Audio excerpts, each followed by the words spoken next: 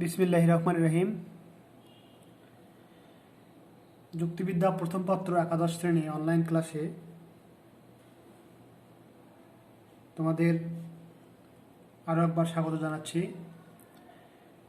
মোহাম্মদ মিজানুর রহমান, প্রভাষক, দর্শন বিভাগ, ঠাকুরগাঁও সরকারি মহিলা কলেজ, ঠাকুরগাঁও।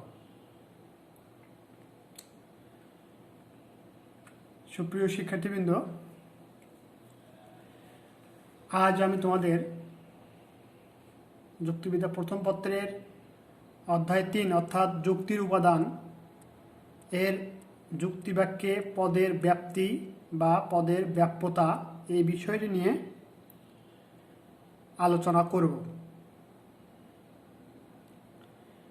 এটি তোমাদের সঙ্গে আমার 11 নম্বর লেকচার, অর্থাৎ এর আগে আমি 10টি ক্লাস নিয়েছি তোমাদের যুক্তিবিদ্যা প্রথম পত্র প্রথম অধ্যায় এবং এই 3 নম্বর অধ্যায় 10টি ক্লাস নিয়েছি। আমি আশা করব তোমরা ক্লাসগুলো বুঝতে পেরেছ। আজ আমি তোমাদের যুক্তিবাক্যে পদের ব্যাপ্যতা বা পদের ব্যাপ্তি এটি নিয়ে কথা বলবো। যুক্তিবাক্যে পদের ব্যাপ্তি বা ব্যাপ্যতা এই বিষয়টি অত্যন্ত গুরুত্বপূর্ণ, কারণ তোমাদের বোর্ড পরীক্ষায় এই বিষয়টি থেকে বরাবরই প্রশ্ন এসে থাকে। সুতরাং তোমরা খুব মনোযোগ দিয়ে এই বিষয়টি বোঝার চেষ্টা করবে। চলো আমরা ক্লাসে চলে যাই। প্রথমেই আমরা জানবো যে পদের ব্যাপ্তি বা পদের ব্যাপ্যতা কি। পদের ব্যাপ্তি বলতে আমরা সাধারণত ব্যাপ্তি মানে কোনো কিছু নর্মালভাবে আমরা যখন বুঝি, ব্যাপ্তি মানে হচ্ছে প্রসারতাকে বুঝি। অর্থাৎ পদের ক্ষেত্রে যখন আমি ব্যাপ্তি বা ব্যাপকতা বোঝাবো, তখন পদের যে প্রসারতা বা ব্যাপকতা সেটাকেই পদের ব্যাপ্তি বলা হয়। কোনো যুক্তিবাক্যে ব্যবহৃত হওয়ার পর একটি পদ যে পরিমাণ ব্যাখ্যার্থ নির্দেশ করে তার দ্বারাই সে পদের ব্যাপকতা নির্ণীত হয়। একটি পদ কোনো সময় তার সম্পূর্ণ ব্যাখ্যার্থ নির্দেশ করতে পারে, আবার কোনো সময় আংশিক ব্যাখ্যার্থ নির্দেশ করতে পারে।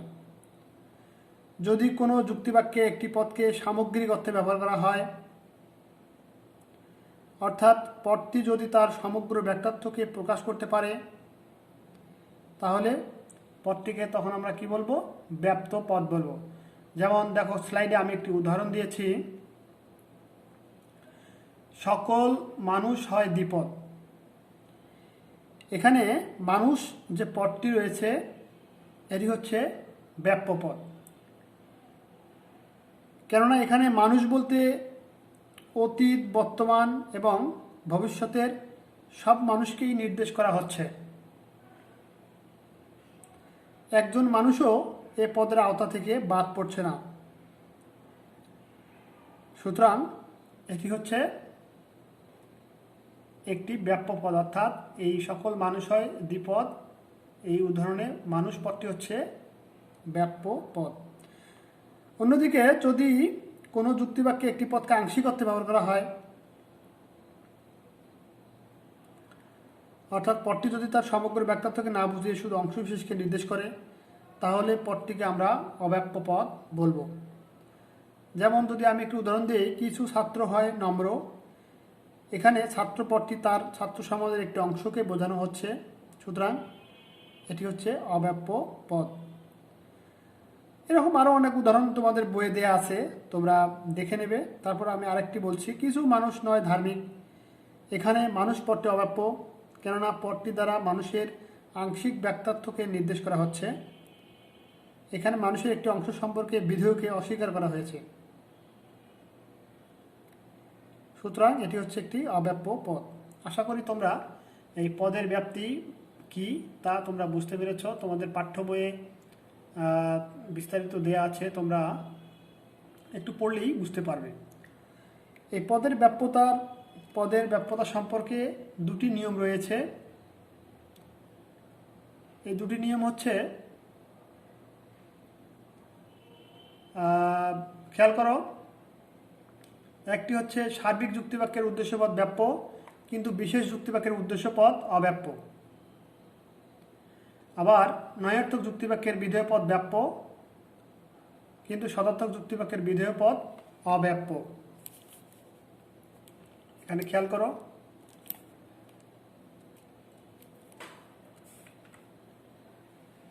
এই দুটি নিয়ম তোমরা যদি বুঝতে পারো তাহলে তোমরা এই পদের যে ব্যাপ্যতার যে নিয়ম রয়েছে এগুলো তোমরা ভালোভাবে বুঝতে পারবে। লক্ষ্য করো, আমি এই দুটি নিয়মকে যদি আমি ব্যাখ্যা করতে যাই তাহলে আমি 4টি বিষয়ের সন্ধান পাই বা তোমাদের 4টি বিষয়ের সন্ধান আমি দিতে পারি। সেটি হচ্ছে সার্বিক যুক্তিবাক্য, অর্থাৎ এ যুক্তিবাক্যের উদ্দেশ্যপদটি ব্যাপ্য কিন্তু বিধেয় পদটি অব্যাপ্য। আবার ই যুক্তিবাক্যের উদ্দেশ্য উভয় বিধেয় উভয়ই হচ্ছে ব্যাপ্য। আবার আই যুক্তিবাক্য যে রয়েছে এটি হচ্ছে উভয়ই হচ্ছে অব্যাপ্য। ও যুক্তিবাক্যের উদ্দেশ্যপদটি অব্যাপ্য কিন্তু বিধেয় পদটি ব্যাপ্য। সুপ্রিয় শিক্ষার্থীবৃন্দ, আমি এখানে তোমাদের একটি ব্যাপ্যতার ছক উল্লেখ করেছি। এই ব্যাপ্যতার এই ছকটি তোমাদের মুখস্থ রাখতে হবে। এটি যদি তোমরা মুখস্থ রাখতে পারো তাহলে খুব সহজেই তোমরা এই বিষয়টি বুঝতে পারবে এবং তোমাদের এই ব্যাপ্যতার ছক যদি তোমরা বুঝতে না পারো তাহলে তোমাদের যে যুক্তিবিদ্যা প্রথম পত্রের যে 6 নম্বর অধ্যায় রয়েছে এটি তোমরা বুঝতে পারবে না। অর্থাৎ যুক্তিবিদ্যার এক একটি অধ্যায়ের সঙ্গে অঙ্গাঙ্গিভাবে জড়িত এবং রিলেটেড। একটি অধ্যায় না বুঝলে আরেকটি অধ্যায় একটু বোঝা কঠিন। তাই তোমরা ক্রমানুসারে প্রত্যেকটি অধ্যায় শিখে তারপরের অধ্যায়টি তোমরা শিখবে। এখানে খেয়াল করো, এ যুক্তিবাক্যের উদ্দেশ্যপদ ব্যাপ্য, বিধেয় পদ অব্যাপ্য। ই যুক্তিবাক্যের উদ্দেশ্যপদ ব্যাপ্য, বিধেয় পদ ব্যাপ্য। আবার আই যুক্তিবাক্যের উদ্দেশ্য এবং বিধেয় দুটি হচ্ছে অব্যাপ্য। ও যুক্তিবাক্যের উদ্দেশ্যপদ অব্যাপ্য এবং বিধেয় পদ ব্যাপ্য। তোমাদের এই ছকটি মুখস্থ রাখতে হবে সবসময়। কিভাবে মনে রাখবে আমি একটি মনে রাখার কৌশল বলে দিচ্ছি। তোমরা হয়তো জানো যে এই 4 প্রকারের যে যুক্তিবাক্য রয়েছে এ E I O, A E I O, এই 4 প্রকারের যুক্তিবাক্য যদি আমরা পরপর লিখি তাহলে খেয়াল করো, প্রথম 2টা যুক্তিবাক্যের উদ্দেশ্য হচ্ছে প্রথম 2টা ব্যাপ্য, পরের 2টা অব্যাপ্য। তাহলে আমরা এভাবে বলতে পারি, উদ্দেশ্য আগে আমি বলে নিব তারপর বিধেয় বলবো। উদ্দেশ্য হচ্ছে ব্যাপ্য ব্যাপ্য, পরের দুটো হচ্ছে অব্যাপ্য অব্যাপ্য। আবার বিধেয়ের ক্ষেত্রে একটির পর একটি আসবে, অব্যাপ্য ব্যাপ্য অব্যাপ্য ব্যাপ্য। এভাবে তোমরা খুব সহজেই এই ব্যাপ্যতার এই ছকটি তোমরা মনে রাখতে পারো। সুপ্রিয় শিক্ষার্থীবৃন্দ, এই ছকটি তোমরা আশা করি তোমরা মনে রাখতে পারবে।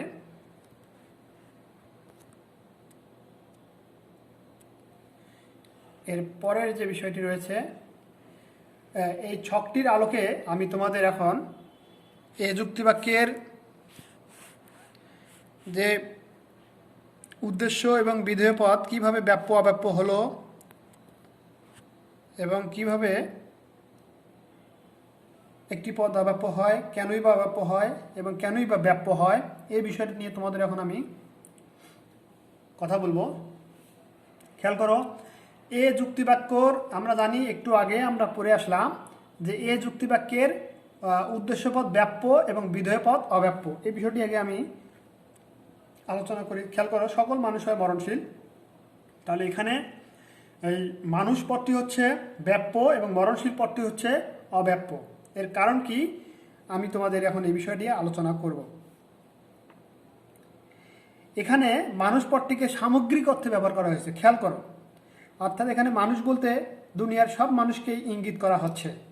কাজেই বাক্যটিতে উদ্দেশ্য মানুষ পদটি ব্যাপ্য হয়েছে। কিন্তু তোমরা বিধের দিকে খেয়াল করো, মরণশীল পদটিকে এখানে সামগ্রিক অর্থে গ্রহণ করা হয়নি।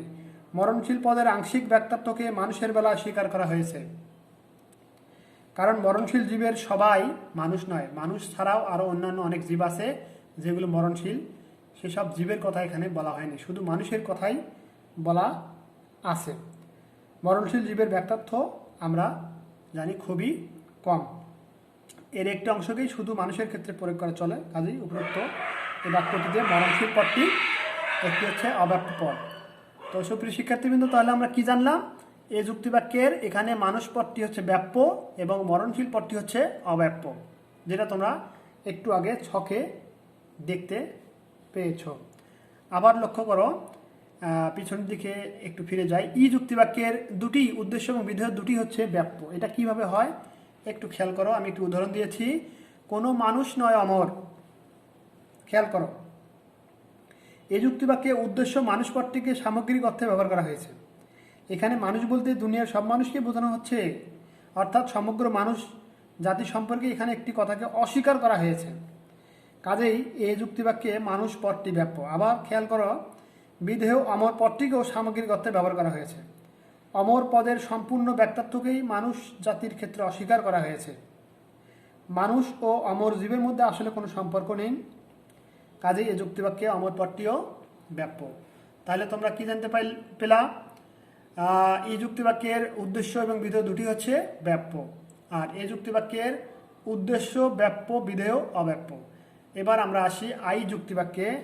খেয়াল করো সুপ্রিয় শিক্ষার্থীবৃন্দ, আই যুক্তিবাক্যের দুটি হচ্ছে অব্যাপ্য। এই বিষয়টি খেয়াল করো। আমি একটু উদাহরণ দিয়েছি, দেখো, কিছু গরু হয় সাদা। এখানে হচ্ছে এই যুক্তিবাক্যে উদ্দেশ্য গরু পদটিকে আংশিক অর্থে ব্যবহার করা হয়েছে। গরুর কিছু একটা অংশ তুলে ধরা হয়েছে। এখানে গরু শ্রেণীর একটি অংশের উপর একটি বক্তব্য আরোপ করা হচ্ছে। কাজেই উদ্দেশ্য গরু পদটি অব্যাপ্য। আবার খেয়াল করো সুপ্রিয় শিক্ষার্থীবৃন্দ, বিধেয় সাদা পদটিকেও আংশিক অর্থে গ্রহণ করা হয়েছে।